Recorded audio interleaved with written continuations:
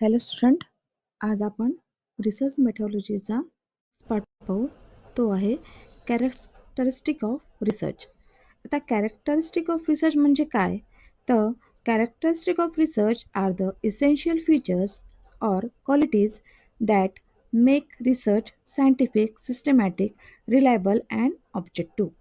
म्हणजे कॅरेक्टर्स म्हणजे काय म्हणू त्याचं काय असतो? त्याचा एक संशोधनाचा एक असा गुणधर्म आहे, म्हणजे त्याची क्वालिटी आहे जे आपल्या रिसर्चला काय करतं, एक scientific and systematic and reliable बनवतात. ठीक आहे, म्हणून त्याला म्हणतात कॅरेक्टरिस्टिक ऑफ रिसर्च. ठीक आहे, याचा अर्थ असा की कोणतेही संशोधन योग्य पद्धतीने केले गेले आहे की नाही हे या कॅरेक्टरिस्टिकवरून आपल्याला काय असते, कॅरेक्टर्सवरून आपण ठरू शकतो. ठीक आहे, जर आपल्याला समजा एक्झाम्पल केमिस्ट्रीचं एक्झाम्पल पाहायचं असेल आपल्याला, तर आपण काय म्हणू शकतो? समजा एखाद्या संशोधनाला, म्हणजे समजा एखाद्या रिसर्चरला नवीन कॅटलिस्ट जर शोधायचा असेल, ठीक आहे, तर त्याचं कॅरेक्टरिस्टिक आहे, त्याचं सायंटिफिक कॅरेक्टरिस्टिक आहे, बरोबर आहे. तर त्याला काय करावं लागेल? पहिले संशोधन करण्यासाठी, म्हणजे पहिले रिसर्च करण्यासाठी त्याला रिसर्चचा प्रॉब्लेम निश्चित करावा लागेल, म्हणजे रिसर्चचा प्रॉब्लेम त्याला पाहावं लागेल. तर रिसर्च प्रॉब्लेम काय आहे? त्याला नवीन कॅटलिस्ट शोधायचा आहे. त्यानंतर त्याला काय करावं लागेल? लिटरेचर रिव्ह्यू, म्हणजे त्याविषयी कुठला रिसर्च पेपर लिहिला गेला आहे का, त्याच्या आधी कुठला रिसर्च झाला आहे का कॅटलिस्टवर, हे त्याला काय करावं लागेल? शोधावं लागेल. नंतर त्याचा हायपोथेसिस काढावा लागेल. नंतर ते लॅबोरेटरीमध्ये त्याचं एक्सपेरिमेंट करावं लागेल.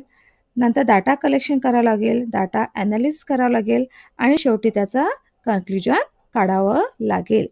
तर या संपूर्ण प्रोसेसला काय म्हणतात? Scientific systematic research. सायंटिफिक असते कारण त्याचा आपण काय करतो? एक्सपेरिमेंट करतो. सिस्टमॅटिक असते कारण त्याचा आपण काय करतो? स्टेप बाय स्टेप त्याला फॉलो करतो, म्हणून त्याला सिस्टमॅटिक म्हटले जाते. रिलायबल का म्हटले जाते? कारण आपण काय करतो, जेव्हा आपण रिसर्च करतो तर जो रिसर्चर आहे तो तेच एक्सपेरिमेंट काय करतो? तोच एक्सपेरिमेंट करून समान परिणाम मिळतो की नाही ते तो शोधतो. म्हणजे ते रिलायबल आहे की नाही, आपला एक्सपेरिमेंट करत आहे आपण, त्याचा इतर जो रिसर्च केला आहे त्याच्यासोबत तो काय होतो? सेम आहे की नाही तो चेक करतो. नंतर त्याचे काय आहे? ऑब्जेक्टिव्स. ऑब्जेक्टिव्स म्हणजे काय? त्याचे फॅक्ट्स. ठीक आहे, त्याचे फॅक्ट्स आपण काढतो आणि त्याचा कशावर फॅक्ट्स काढतो आपण? ऑब्जेक्टिव्ह आपण त्याचे कशाने फॅक्ट करतो? ऑब्जेक्टिव्ह आपण काढतो त्याचे फॅक्ट्स आणि डाटावरून. ठीक आहे, याच्यावरून आपले ऑब्जेक्टिव्ह डिपेंड असतात.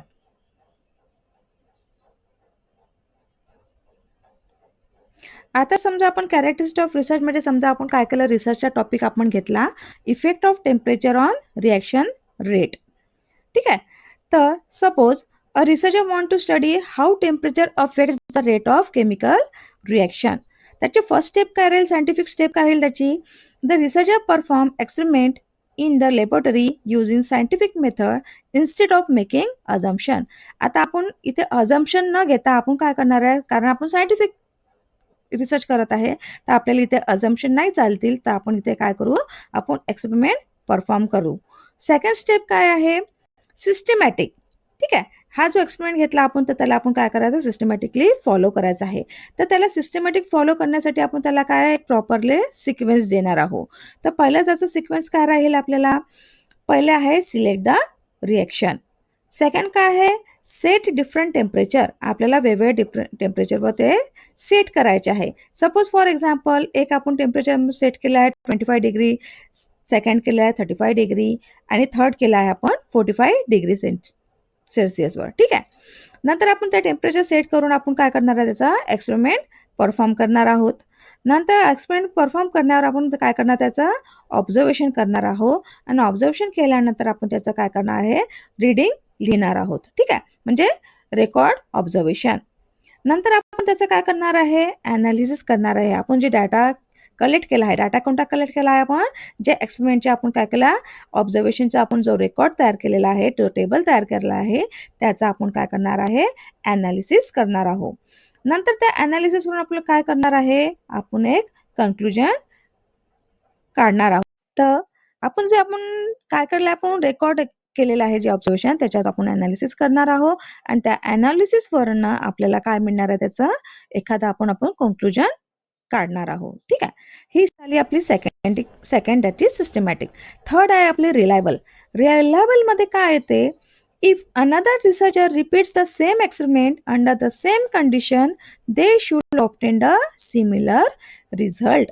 जर हाच एक्सपेरिमेंट दुसरा कोणता रिसर्चर करत असेल तर दोघांचाही जो रिझल्ट येईल तो कसा असायला पाहिजे, सारखा असायला पाहिजे. तर त्याला आपण काय म्हणू, रिलायबल. नेक्स्ट आहे ऑब्जेक्टिव्ह.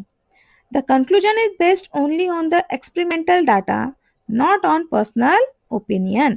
जे काही आपण ऑब्जेक्टिव्ह, जे काही आपण कन्क्लुजन काढलं आहे ते कशावरनं काढणार आहे, आपण पर्सनल ओपिनियन काढणार आहे का, नाही. It is only based on the experimental data. जे आपण एक्सपेरिमेंटवरून जे काही आपण ऑब्झर्वेशन काढले आहे, जे काही आपण रेकॉर्ड नोट केलेलं आहे त्याच्यावरनंच आपण काय काढणार आहे, त्याचा कन्क्लुजन काढणार आहे. नेक्स्ट स्टेप आहे आपली बेस्ड ऑन फॅक्ट.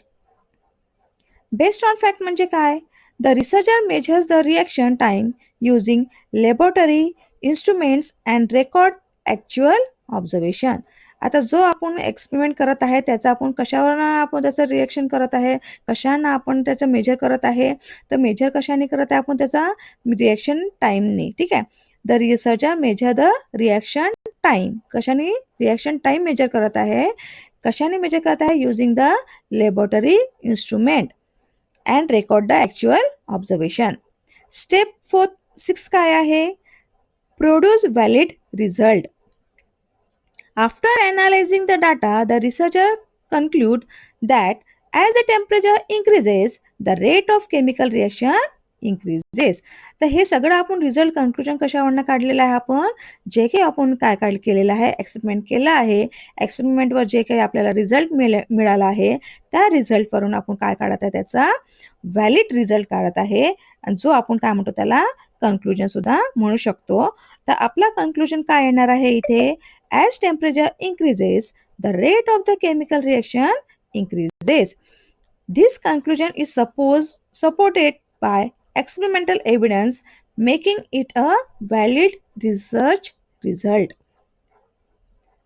ठीक आहे, तर हे आपण काय पाहिलं, आपण कॅरेक्टरिस्टिक ऑफ रिसर्च. तर हे जे आहे आपले कॅरेक्टरिस्टिक ऑफ रिसर्च किती प्रकारचे आहे, that is scientific, systematic, reliable, objective, based on fact and produce valid result. हे सगळे स्टेप पाहिले आपण विथ एक्झाम्पल. कशाच्या एक्झाम्पलने थ्रू पाहिलं आपण, विथ द केमिस्ट्री एक्झाम्पल. ठीक आहे, तर आपल्या एक्सपेरिमेंटचं नाव काय होतं ज्याच्या थ्रू आपण केलेलं आहे, आपल्या एक्सपेरिमेंटचं नाव होतं म्हणजे आपल्या ज्या टॉपिकचं नाव होतं effect of temperature on reaction rate. ठीक आहे, तर effect of temperature of reaction rate हा आपला टॉपिक आहे. तर आपलं त्याचं कन्क्लुजन काय निघालं की as temperature increases the rate of chemical reaction also increases. हे आहे आपलं कॅरेक्टरिस्टिक ऑफ रिसर्च. ठीक आहे, तर आजपुरता एवढंच.